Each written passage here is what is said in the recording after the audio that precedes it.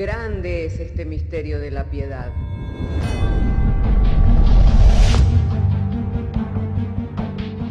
Si se destruyeran los fundamentos, ¿qué ha de hacer el justo?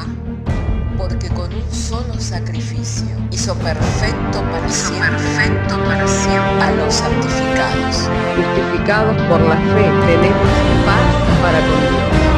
Juntamente con Él nos resucitó y nos hizo sentar en los lugares celestiales con Cristo Jesús. Fundados Y firmes en la fe, tenemos paz para con Dios.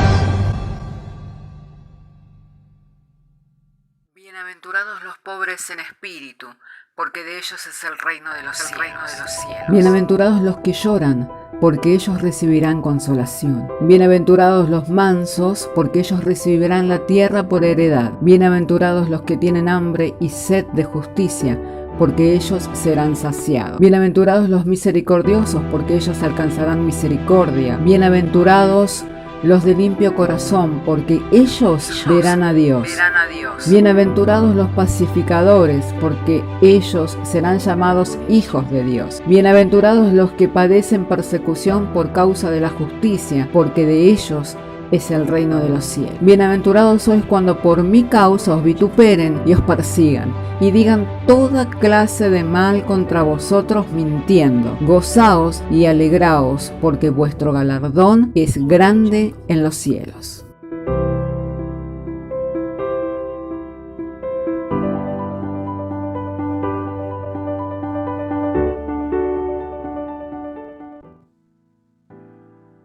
Vamos a ir entonces a la palabra de Dios. Si tiene su Biblia, le invito a que abra conmigo su Biblia en el segundo libro de los Reyes.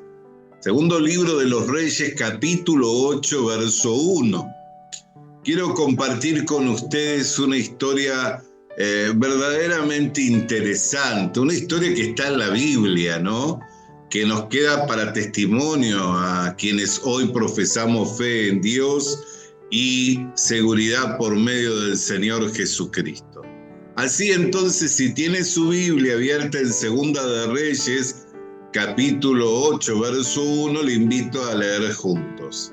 Habló Eliseo a aquella mujer a cuyo hijo él había hecho vivir, diciendo: levántate, vete tú y toda tu casa a vivir donde puedas, porque Jehová ha llamado al hambre, la cual vendrá sobre la tierra por 7 años. Entonces la mujer se levantó e hizo como el varón de Dios le dijo, y se fue ella con su familia y vivió en tierra de los filisteos 7 años. Y cuando habían pasado los 7 años, la mujer volvió de la tierra de los filisteos, después salió para implorar al rey por su casa y por sus tierras. Y había el rey hablado a Giezi, criado del varón de Dios, diciéndole: te ruego que me cuentes todas las maravillas que ha hecho Eliseo. Y mientras él estaba contando al rey cómo había hecho vivir a un muerto, he aquí que la mujer a cuyo hijo él había hecho vivir, vino para implorar al rey por su casa y por sus bienes. Entonces dijo Giezi: Rey, señor mío, esta es la mujer y este es su hijo, el cual Eliseo hizo vivir. Y preguntando el rey a la mujer, ella se lo contó. Entonces el rey ordenó a un oficial, al cual dijo: hazle devolver todas las cosas que eran suyas, todos los frutos de su tierra, desde el día que dejó el país hasta ahora. Hasta aquí vamos a compartir de la palabra de Dios. Mientras compartía esta palabra al leerla, no podía dejar de pensar y de ver esas noticias, ¿no? Cuando le vemos a las situaciones muchas veces que se presentan con inundaciones, cómo las personas se aunan al perjuicio de su vida, de poder poniendo en riesgo su vida, permanecen arriba del techo, algunos hasta con carpa, otros quedando a la intemperie, porque dentro de las casas ya no es seguro vivir. Y algunos con mucha dificultad dejan sus casas, ¿no? Con la gran preocupación, volviendo cada día por cuidar. Lo cierto es que esta mujer dejó su casa, dejó todos sus bienes, y no fue un día, una semana o un mes, sino que los dejó durante 7 años, durante el tiempo que duró la hambruna en la tierra de Israel. Durante el tiempo en que duró la hambruna en la tierra de Israel, ella vivió en tierra de filisteos. Pero circunstancialmente, podríamos decir, cuando terminaron los 7 años y ella volvía para implorar al rey para que le sean devueltas las tierras, dado que después de pasado tanto tiempo, las tierras pasaban a ser de la propiedad del rey, así como el abastecimiento de esas tierras, la productividad de esas tierras también pasaban a ser del abastecimiento del rey, y la producción de año tras año pasaba a ser parte del abastecimiento del rey. Volviendo para implorar, circunstancialmente se encuentra el criado de Eliseo, quien a solicitud del rey le estaba pidiendo que le contara sobre las maravillas que Eliseo hizo. Si usted lee el libro de Reyes, Eliseo hizo muchas maravillas. Eliseo fue uno de los profetas que recibió una doble porción de la unción que había sobre Elías. Así que dio para que hiciera muchas maravillas, y a la vez también fue el procurador o el fundador de una escuela de profetas. Sin embargo, ¿por dónde comienza Giezi, el criado? Hablando desde el hecho en el que el hijo de esta mujer había sido resucitado de forma milagrosa. Esa mujer había aprendido a vivir por la guía de Dios a través del siervo.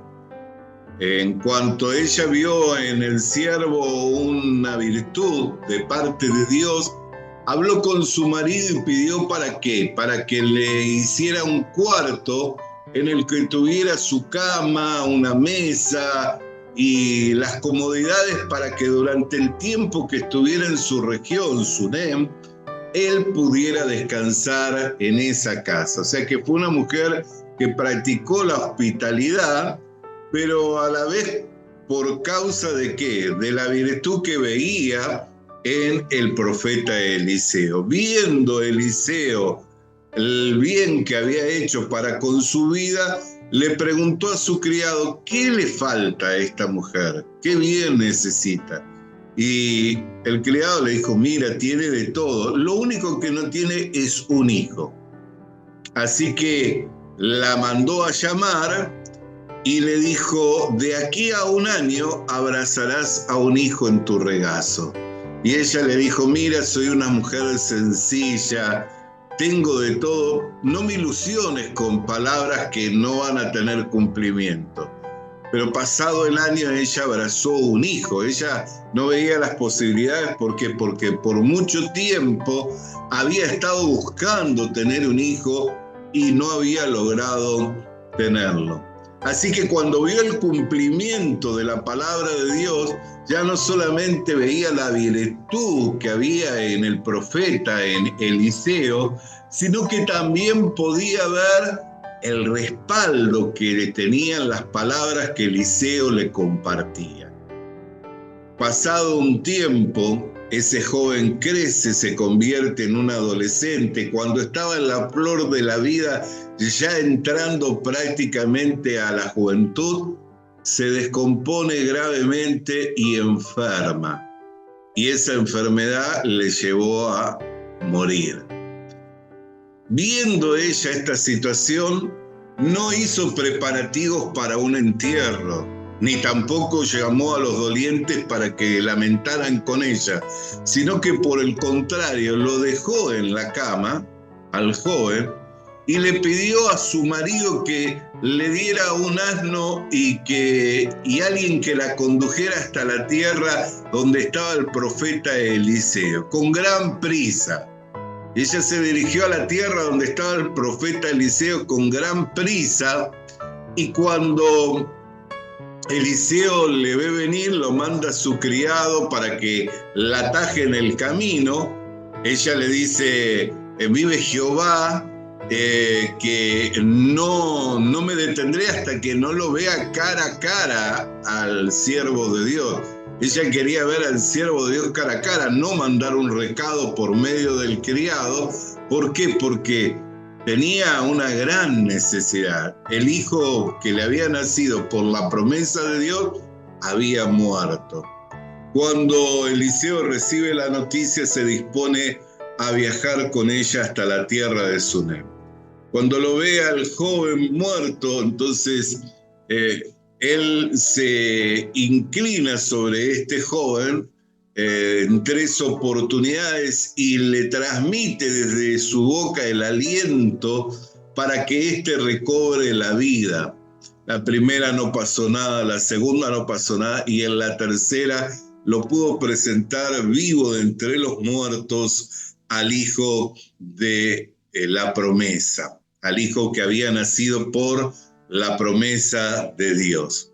Así que esta mujer fue testigo de una serie de situaciones que le fueron confirmando la veracidad de las palabras del siervo de Dios, y fue desarrollando su vida de fe al punto en que pudo empezar a vivir por la palabra de Dios.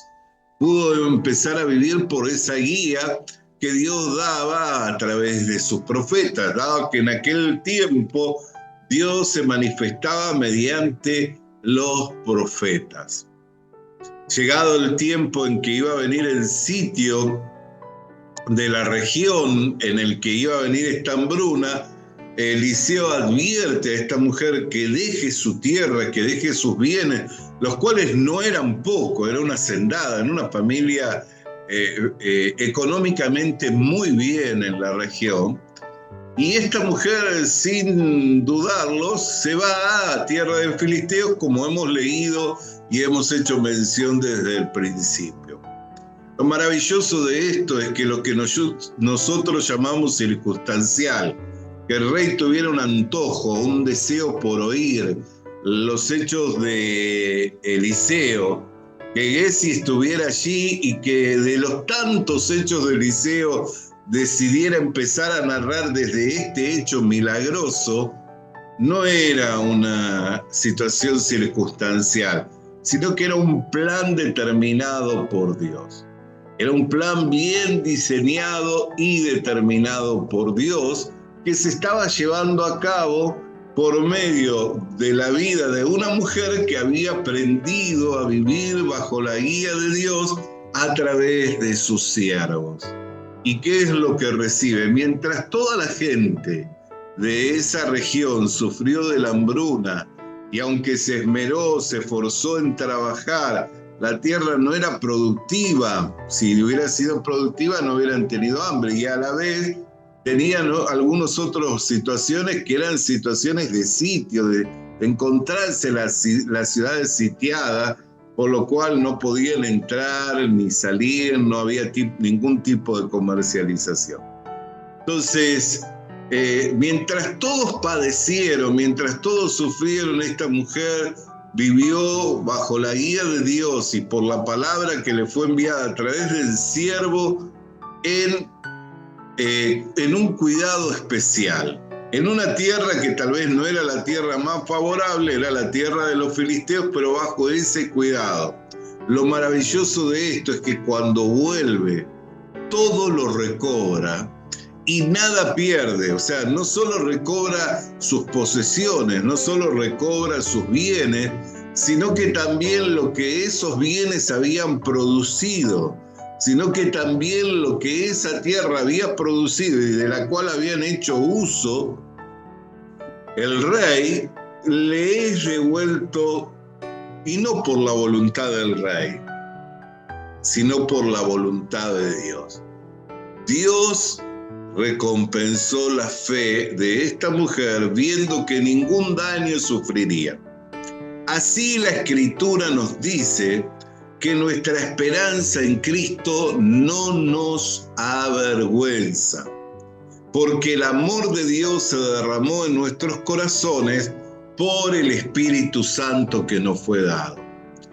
Al poner nuestra esperanza en el Señor Jesucristo, Dios nos selló con el Espíritu Santo, enviándolo a morar a nuestros corazones, lo cual es las arras de la nueva vida y es el sello de la posesión adquirida por Dios hasta el día de la redención completa.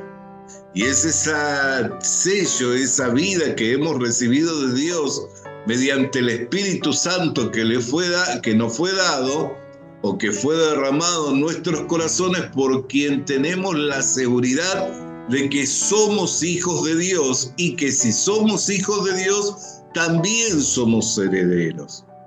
Hoy podría decirse que usted y yo, como la mujer tsunamita, estamos viviendo en tierras de filisteos. Porque estamos en esta tierra, pero nuestra ciudadanía no es de esta tierra, nuestra ciudadanía es desde los cielos. Estamos como peregrinos y como extranjeros en esta tierra, camino hacia la patria celestial, hacia donde verdaderamente se encuentra nuestra herencia. Y tenemos que vivir como la mujer tsunamita por la guía de Dios a través de su palabra, mediante los siervos que Él estableció en su iglesia para el perfeccionamiento de la fe. Y sepa que nada perderemos. Jesús mismo esto lo confirmó diciendo: cualquiera que dejare padre, madre, esposo, esposa, hijo e hija o bienes de esta tierra, por causa de mí, por causa del Evangelio, le será devuelto 100 veces más en esta tierra, en este siglo, y también en el siglo venidero. Nuestra esperanza en Cristo no nos avergüenza. Tenemos el testimonio de Dios en nuestros corazones por el Espíritu Santo que nos fue dado al haber creído en Jesucristo, de quiénes somos y de que si somos hijos de Dios también somos herederos. Muchas veces mientras estamos en este peregrinaje sentimos como que vamos siendo despojados de cosas que tienen un valor sentimental o un valor material. Pero sepa que las mismas situaciones se van dando alrededor del mundo en todos nuestros hermanos. No somos los únicos que estamos padeciendo ni que estamos teniendo situaciones. Alrededor del mundo hay muchos hermanos nuestros que por medio de la fe en Jesucristo y esperando la promesa de la redención completa están viviendo en este mundo como si fueran peregrinos y extranjeros. No aferrados a este mundo ni en las cosas que en este mundo hay, sino con la mirada puesta en Jesucristo y esperando la vuelta del Señor Jesucristo. El día bienaventurado en el que Cristo va a retornar por su iglesia. Por eso siguen viviendo en este mundo como peregrinos y extranjeros. Y Dios es el mismo, ayer, hoy y por los siglos. Si preparó esta situación para que le fuera devuelto a la tsunamita, no es por otra cosa, sino para que a usted y yo nos fuera inspirado y por medio de esa inspiración podamos crecer en fe y en confianza en Dios, de que si esperamos en el Señor y vivimos por la palabra de Dios, no sufriremos pérdida alguna. No es un tonto, cantaba Ginelio, el que pierde en este mundo lo que no puede retener, sino que es un tonto aquel que pierde lo que nunca debería de perder. Dejando su vida en las junglas del Amazonas ante una tribu de aborígenes quien acabaron con sus vidas con flechas y lanzas, teniendo ellos armas de calibre largo, pudiéndose defender a la distancia, pero decididos aún hasta dar su vida por la causa del Evangelio. Hermano querido y hermana querida, los sucesos que se dan a diario en su vida, en mi vida y en la vida de tantos hermanos alrededor del mundo no son un suceso circunstanciales o una suerte de casualidad. Y permítame que le diga algo más. Ni siquiera el diablo puede digitar con tal destreza las situaciones que se dan en su vida, en su familia, ni siquiera el mismo diablo, porque el diablo no puede hacer nada que no le sea permitido por el Señor. Hay mucha confusión hoy día en la iglesia evangélica atribuyendo al diablo situaciones en las que nada tiene que ver, sino que son parte de los procesos de Dios para nuestro perfeccionamiento y edificación. Recuerde siempre, Pablo dijo, uno es el que siembra, otro es el que riega y el crecimiento lo trae Dios. ¿Cómo cree que Dios trae crecimiento de nuestra fe? ¿Cómo cree que Dios trae crecimiento de nuestra paciencia? ¿Cómo cree que Dios trae crecimiento de nuestra mansedumbre, de nuestra templanza, si no es mediante las situaciones propias que a diario vivimos? A través de ella es como vamos aprendiendo y desarrollando la fe. Así como esta mujer pasó por los procesos de no tener hijo y luego abrazarlo, teniendo hijo dado por la promesa a la edad de la adolescencia, viéndole morir y luego resucitado y disfrutando del bien y de la gracia de tener una familia, tener bienes, tener que abandonarlo todo y luego volver y recobrarlo todo después de 7 años, le fue un aprendizaje de vida. Así también usted y yo estamos en un aprendizaje de vida para aprender a vivir confiadamente en el Señor. Pero tenemos una seguridad que ella no tenía. ¿Cuál es la seguridad? Que tenemos la palabra profética más segura, a la cual hacemos de estar atentos como una antorcha que alumbra en lugares oscuros hasta que el día esclarezca y el lucero de la mañana salga en nuestros corazones. Y tenemos el testimonio del Espíritu Santo que nos testifica en nuestros corazones de que somos hijos de Dios y somos herederos de Dios. Nuestro tiempo aquí está finalizando, pero continuaremos hablando sobre el diseño de Dios y cómo Dios va llevando todo de acuerdo a su orden establecido. Acompáñenos en la serie de estas reuniones. Visita nuestras redes sociales. Suscríbete activando la campanita. Comparte con nosotros el mensaje de la palabra de Dios.